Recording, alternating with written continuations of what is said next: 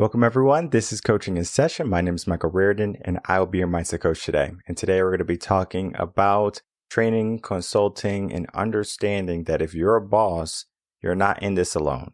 And it's going to be a new concept. We talk about it with awareness. We talk about it with gratitude. We talk about it with just understanding our purpose, right?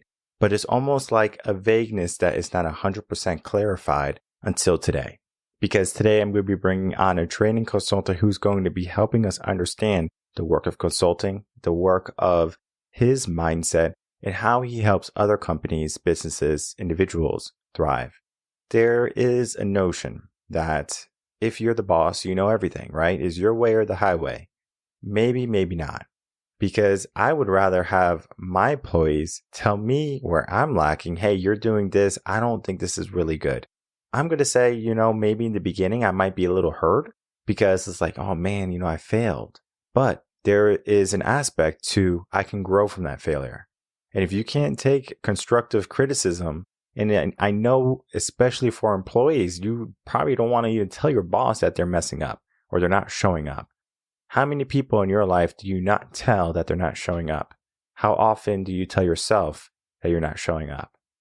Many people don't. Many people just want to look at the good. They want to say, okay, well, I'll do it later. I'll do it tomorrow. I'll fix it later. I'll do it another time. But today has to be the time.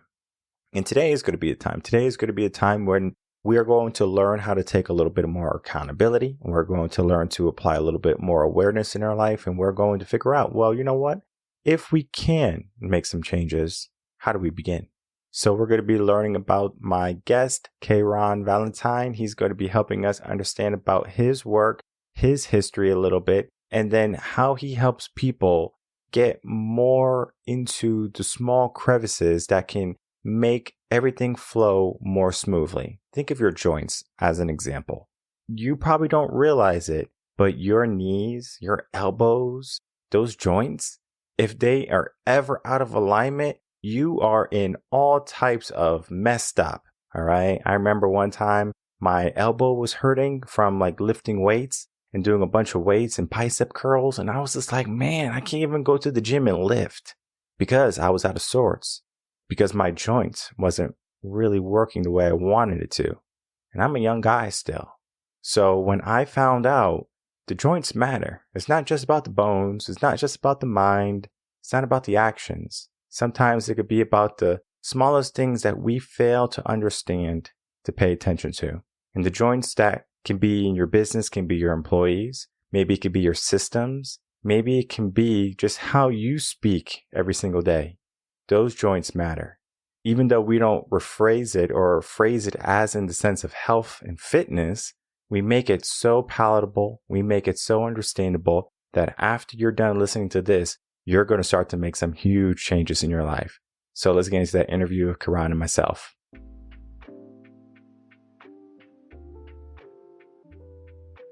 Welcome, K-Rahn Vallatine, to Coaching in Session. How are you doing today?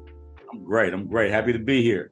Thank you so much for coming on today. I have you on as a training consultant, and that is going to be in lines with education, helping people understand more about themselves, about their business.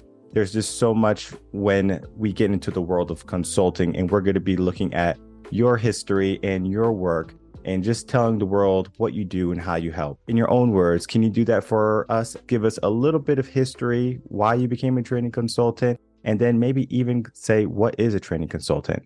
Yeah, absolutely. So I'll start with what I do as far as what is a training consultant. I work with a lot of organizations, agencies, school districts, nonprofits, even corporate, really just assessing their training needs, because a lot of times we come into professions with a passion for it or with a heart for it. So let's say, because I do a lot of work with community. A lot of people come into the work to want to work with youth or reentry populations. They have a heart for it. But just because we have a heart for it don't mean we always have the right skill set.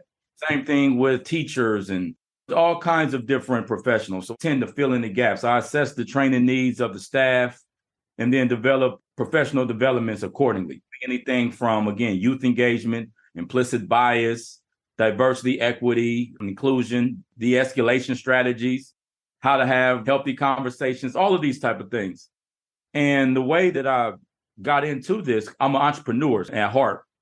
Everything has been organic. I tend to assess the needs of what's going on around me, and I tend to fill in the gaps. So usually when I do something, whether it be because I'm also an author and I'm also a curriculum developer, I don't try to create things that are going to compete with what's already out there.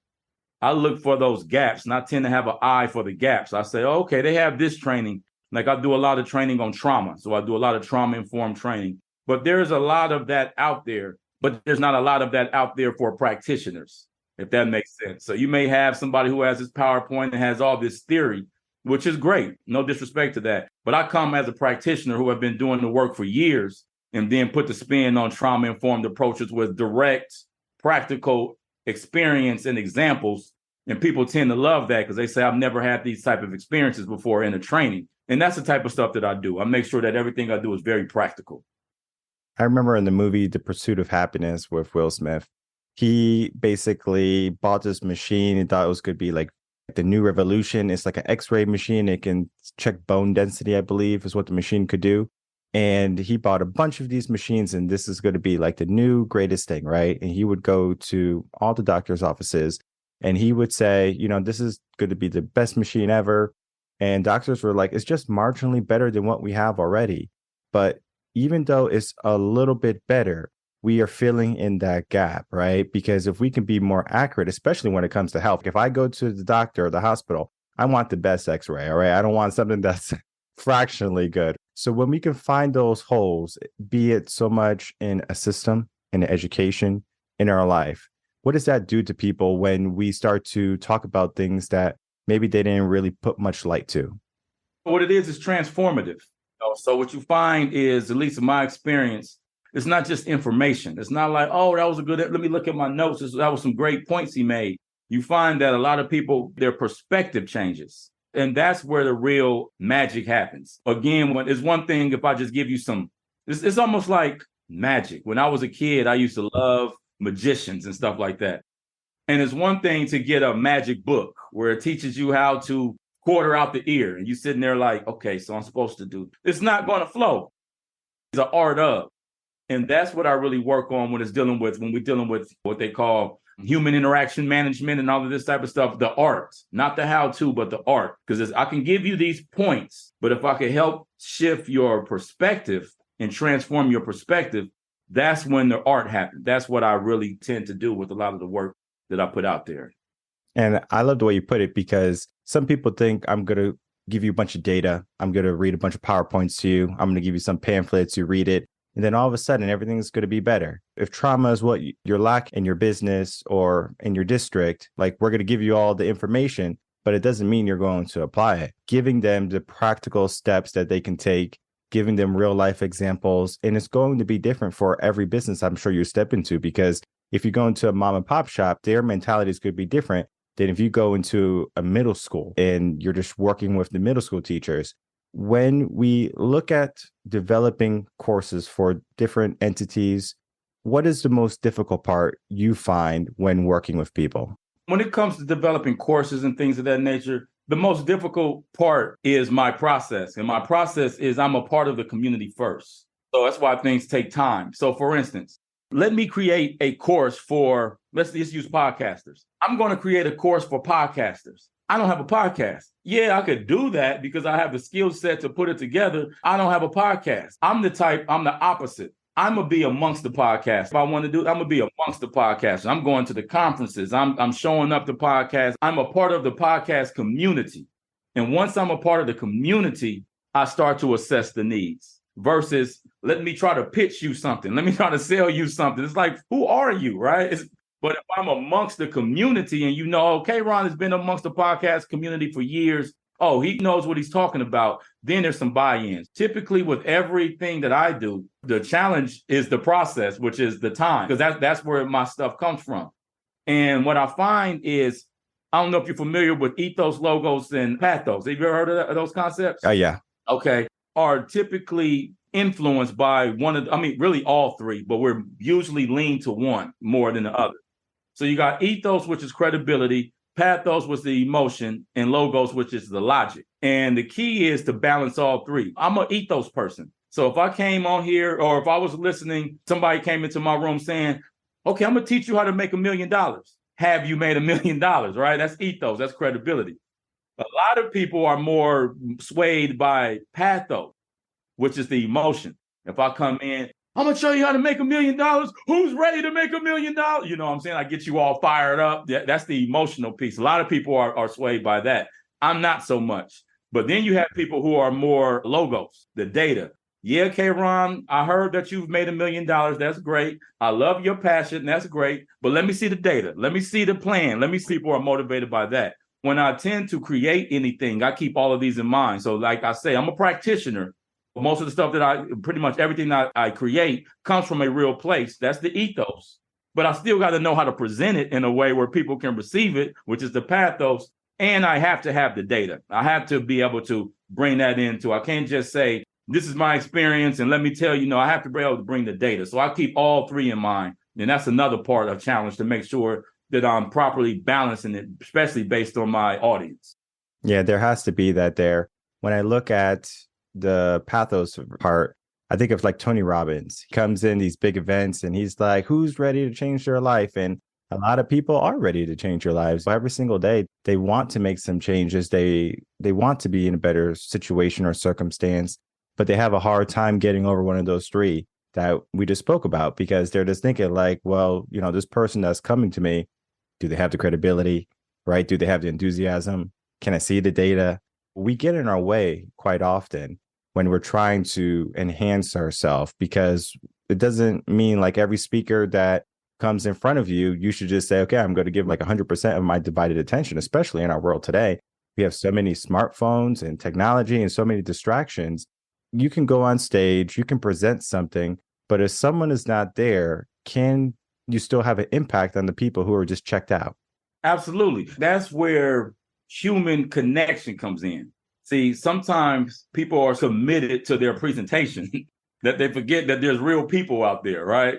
That's where I have to adjust. Okay. And you know what else? Especially because of the work that I do, I'd say a lot of community work. You find there's a lot of people who have dealt with a lot of trauma and are skeptical about a lot of stuff. I can be doing the training. This happens a lot, especially when I'm working with the reentry population, people that's come home from prison, stuff like that.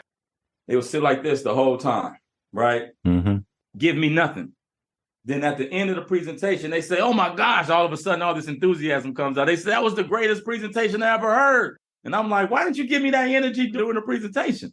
So I've learned to be able to read the room, but not take it too personal. Like if you're not getting the reaction that you feel you're supposed to have, because everybody doesn't wear their feelings like that. They'll know that, okay, what I'm sharing, there's value in this. Okay. And still be flexible and things of that nature. So it's a balance even with that. I mean, I was a teacher for many years, and it's a huge swing from children and adults. Children are just happy. You can tell they're having a good time. You're like, all right, I'm doing the right thing. For adults, it's just like, I don't know. So you're just working through, you get better as you progress. Of course, the first one might not be the best, but then you learn from your mistakes, especially if you're getting critique from other people. And I think that's where you fill in the gaps too, because you become a better presenter, you become a better consultant, content creator. And that is important, because what we do is we fill in the holes in people's lives. I do mindset work, and what you do is very akin to that, where it's like you help people understand like, all right, we need to look at this because this is important. And when you do that, people start to give a little bit of awareness to the situation. And I think sometimes some of our biggest issues in our community, in our own personal lives, is because we don't apply awareness to it. I think a critical part of your job is to applying awareness to different aspects of someone's business, someone's life. And then they're like, oh, I didn't think of it that way. Even if it wasn't an emotional swing or a data swing, it's just an eye-opening swing, because most people are thinking in their own logic, their own path, right? I have been taught this. This is what I know best. This works for me. When someone comes in, gives a little bit of teaching, training, whatever. This happened a lot when I was a teacher. People would come in who were never teachers, and they would say, okay, if you want your kids to behave, you have to do this. And then all the teachers are like, but that doesn't work. because they have lived it, right? And it's important to understand that having that experience is a good thing, but then also coming from a place on the outside can offer some reflection. It's almost akin to seeing your blind spots, right? When you're working with big companies now, let's look at the big companies. They're so focused on the marketing plan. They're focused on so many different things. You come in, you see a bunch of blind spots, you see a bunch of holes that you can fill in. How do you present that to them so they say, you know what? I didn't think of that. Wow, that's a good question. So what I do first is find out what their objective is. Like when we're dealing with trainings and things of this nature, I don't go in and say, okay, let's just do this training. I say, okay, what do you want out of, bringing me in? What is your objective? So now we can because if I don't do that, I could think this training went great. I got people happy, they excited, they loving it. But then the person who brought me in could say, no, you totally missed the mark because I wanted this to come out of it. First, make sure that we assess what do you want? What does winning look like? And then based on that, start to assess, okay, what's going on in this company? What's going on with the staff? What are some of the challenges? And then bringing those challenges to the decision makers based on what they said they want. So if you say you want to raise the morale in your team, let's look at certain things that may be hindering your morale. Are you checking in with your staff? Are you having these one-on-ones? Are you just, is it business as usual? Or are you really checking in? Do you have an open door policy? People feel safe. Do they even feel safe? Because you may say, yeah, I have an open door policy. What's your culture in there? Do people feel safe enough to be honest? So we assess things like that. And if they don't, then we need to talk about that. What's your change management strategy? Because that's another thing that brings morale low. Where are you just constantly rolling out something new? Like, one day we're doing this, the next day you're like, no, we're doing it this way. And now with nobody, like everybody's now frustrated, like, because in the decision-making side of things, a lot of times you don't think about that. You like, this is just what needs to be done. And you know why you're changing the policy. You know why, and it's great for the company, but your staff doesn't know why. You haven't given them the proper rollout, the proper preparation to what I tend to do, going back to what we were saying, I tend to look what's your objective? And then we start to look at those things that may be hindering that. It's not a personal attack. It's not, you're not a good leader, or no, it's like, okay, based on what you want, these are some of the challenges that are hindering that outcome. And I tend to do it like that. And I think what you create is almost an immense transparency. Like, hey, this is clear now, right? So you're telling everyone, so you're getting the boss on the same page as the employees on the same page as the boss. Everyone's under one roof. Everyone has one mission, one goal, one objective. And when that happens, right, we become more, I want to say unionized, but it's not like, just like autonomous. Yeah, like we collaborate together so much more beautifully. And I think that's what a lot of companies and a lot of entities are missing, especially schools, is that everyone works by themselves. They have the different departments at school. The accounting probably never talks to the people in maintenance. Like, unless something's broken, it's just like, okay, so where is that family type of interaction? And I think some people, when they go to work, they want to have that, because a lot of people today, especially today, they want to start their own thing. They want to be their own entrepreneurs, their own bosses. But there comes some truth to saying, you know what? I want to support someone else's dream, and I'm going to get compensated for doing that. So let's say you had a company, and it was a company I can get behind. I just love everything about it. Google is a great example. I love what Google's doing, and I want to be a part of that.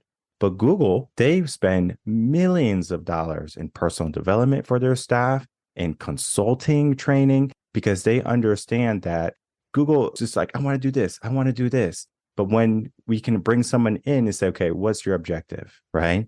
That right there just defines like, okay, let's present this to the staff. And then they get feedback from the staff, and people love working there. Not only just because of the free snacks and like the nap pods, but because they are listening to them too. They're helping someone build their dream, but then their voice is not muffled. And I find that in a lot of companies and a lot of districts, especially schools, the teachers are muffled, the employees are muffled, and it's just the top echelon is like, this is what we're going to do. Do you find that to be common, or maybe just kind of a here and there thing? No, it's very common. And that's one of the biggest challenges. Like, so for instance, when I do trauma-informed approaches, and I do trainings on trauma and trauma-informed approaches to engagement, you find like trauma-informed approaches is not a checklist. It's a perspective, right? And reason I share that, and to your point, is you'll find a lot of agencies will say, okay, let me send my direct staff in. Let's just say it's a school district. Let me send my teachers in because they need this because they're working with the kids. All right, that's great. But that's micro. To really have a trauma-informed approach, it has to be a cultural shift, which means I also need administration in. Because, what happens when this teacher has this trauma-informed approach and is engaging the student, but then the student has to go to the administration who doesn't have the same approach and totally unravels it, right? Or the administration doesn't have a trauma-informed approach with the teacher or their colleague. So you find that a lot of times we tend to do that, and we tend to be in these silos and we say, you need it, but then you don't need it. So it still doesn't create the culture that's needed, right? And I also wanted to speak and highlight on what you said about that entrepreneur thing.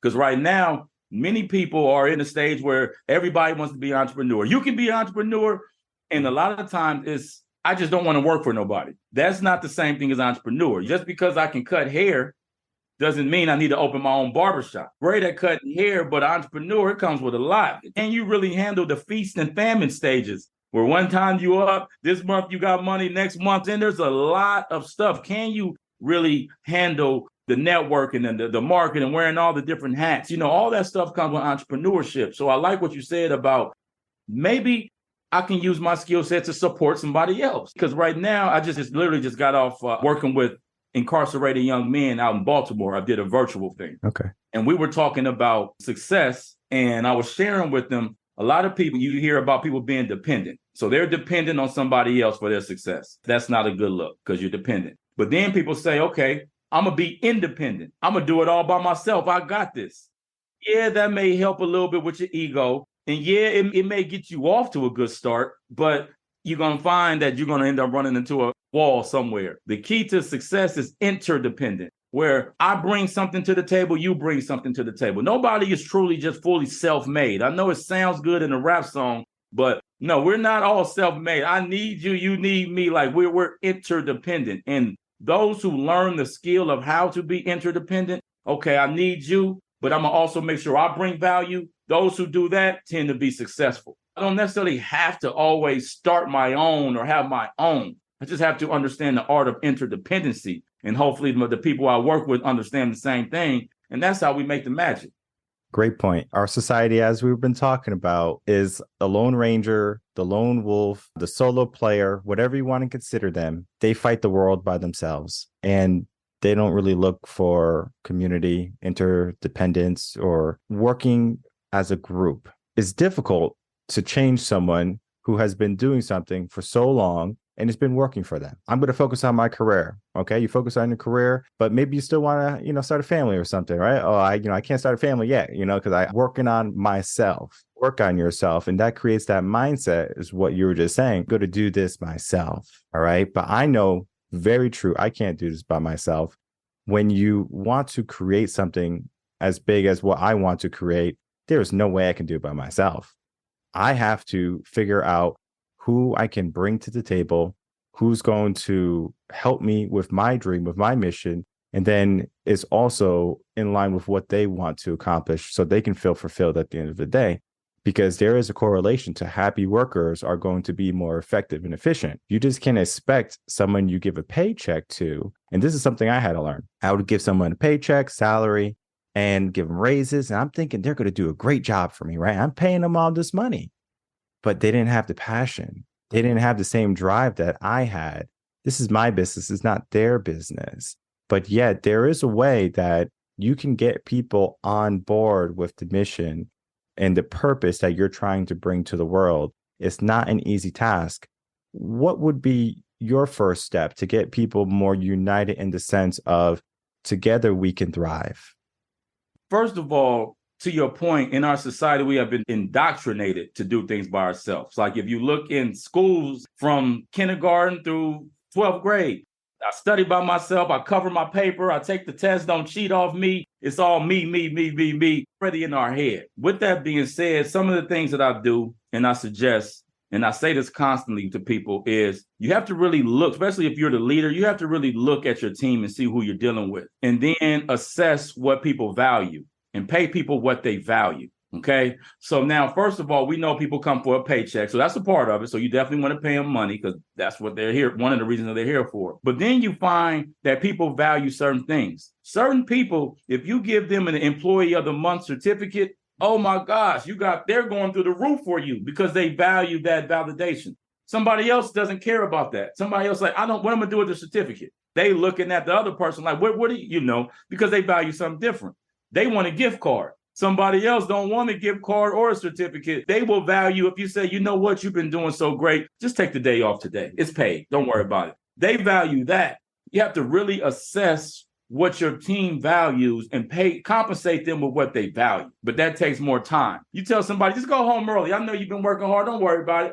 That person who values that, you got them for the next 3 months going, 110%. I mean, I don't have to keep giving examples, but that's what I would say. But that takes more time because it's easier just to say, here's a paycheck, here's this raise, but we have to take the time to look at what people value and compensate. Some people like attention. That's another thing. And I say this, we're constantly assessing people and judging people and saying, why do they want that?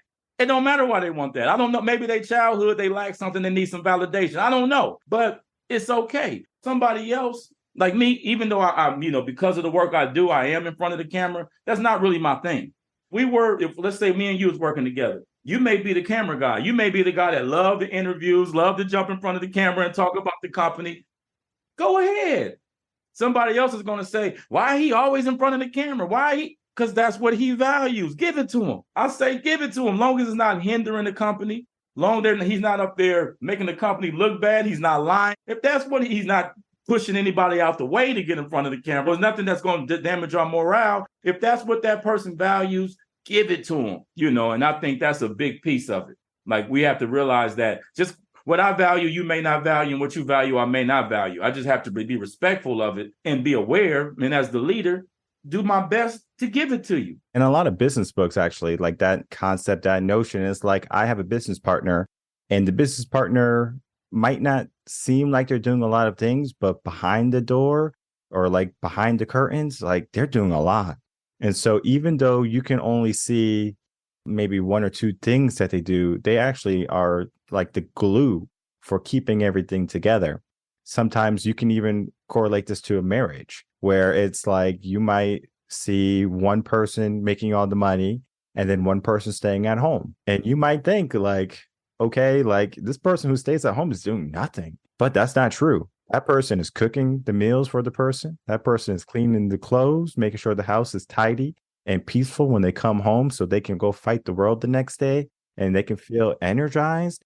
It's difficult when people just see, this is what I value. I value making money. I value being in front of the camera. And then you look at the other person and then they're just sitting on the sofa or something. But yet they do so much too. We do have to see that. And I think that's where your work shines, because you help people see that when, beyond what is just you. Because if I'm focused on results and I have an employee who loves to get raises and I'm giving everyone raises, that one employee is doing a great job, but everyone else is suffering.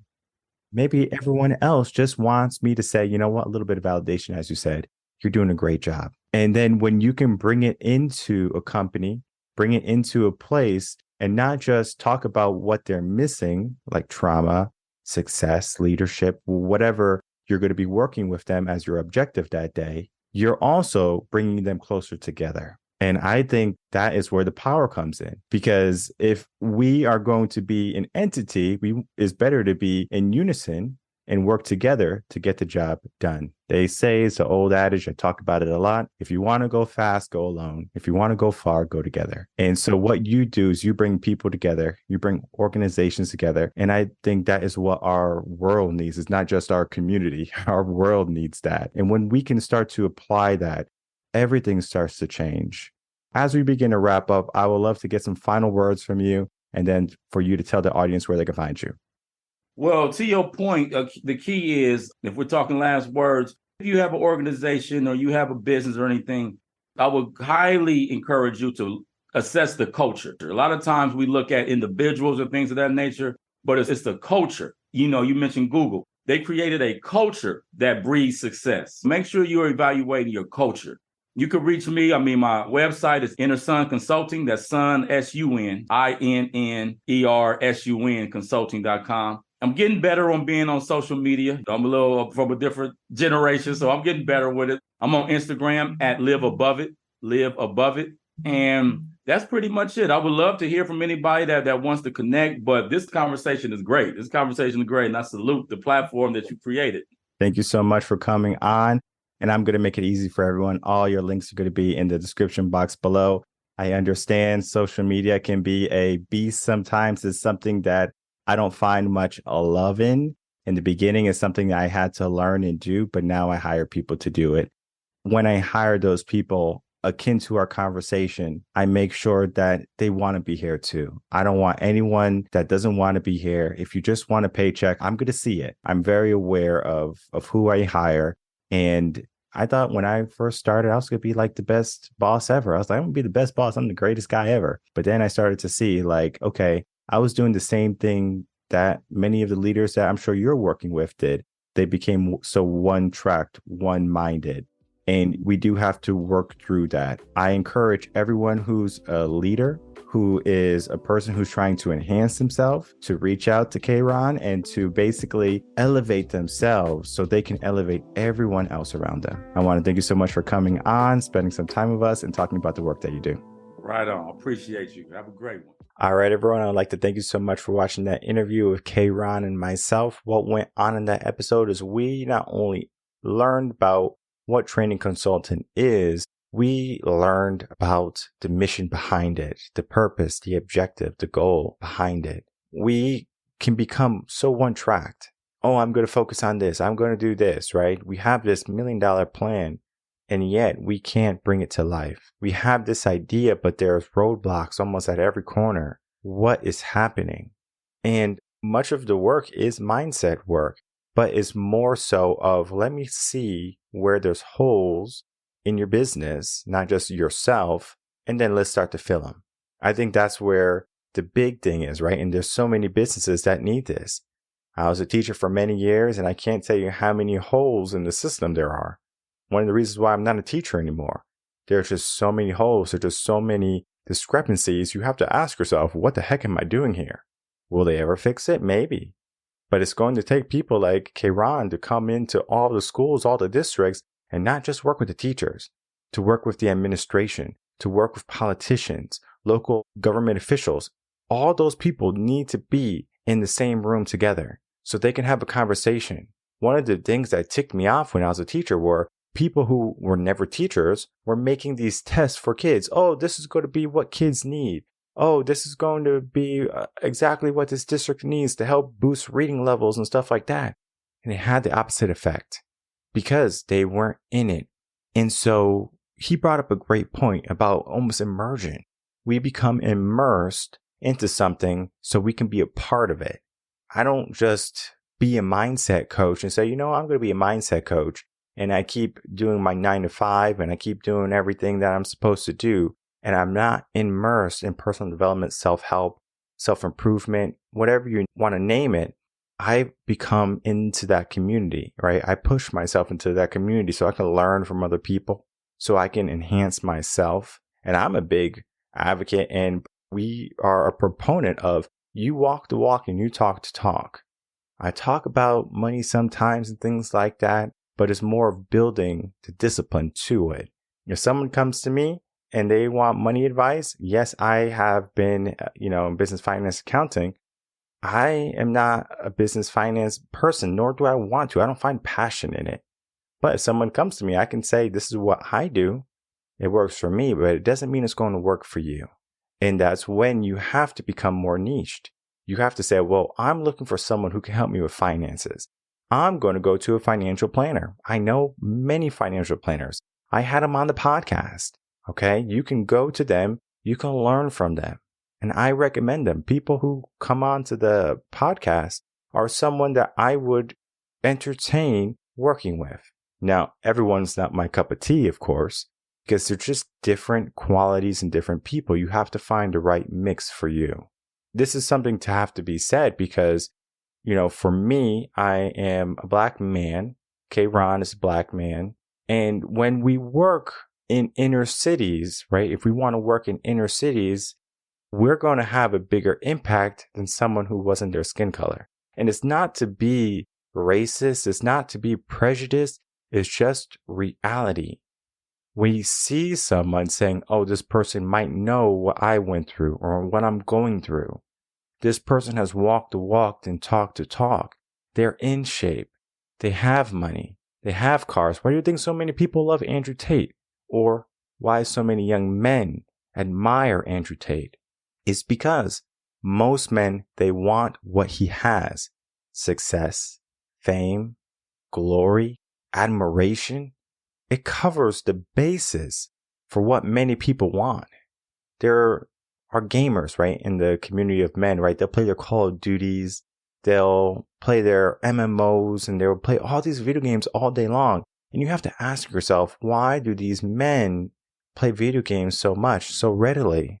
It's not so big with women because women will be more empathetic to each other and they will confide in each other and they support each other. That's why women, they do such a better job at getting help, at getting personal development. If you ever go to a personal development workshop, you're going to find a lot of women there. Not saying that men don't go, but women are more readily available to say, I'm going to make some changes. We look at coaches like Brooke Castillo, life coach. She makes a whole life school for women and she makes crazy money. I think a ticket is like $50,000 or maybe even more just to be part of that class because they believe if I invest in myself, then I'm going to grow as a person. And Brooke has a great class. I'm not going to say she doesn't. But there's an aspect to that, right?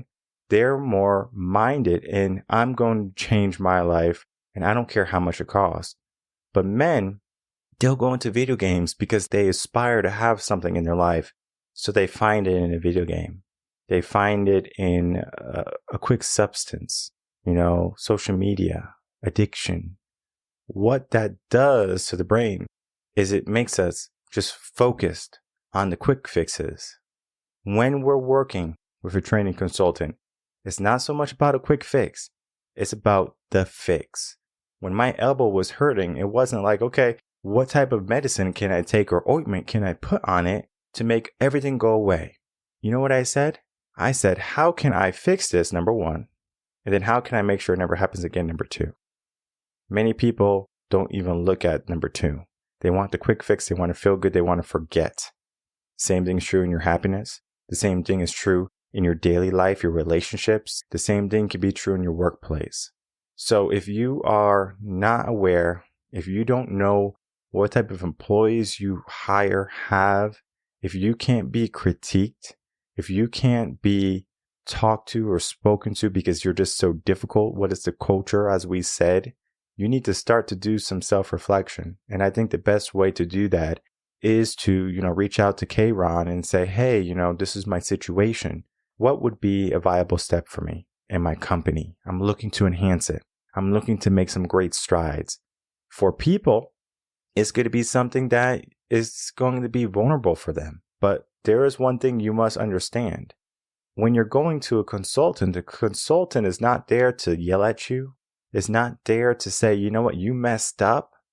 It's there to look at your situation, to see what you want to accomplish, and then to develop a strategy and a plan so we can get there together.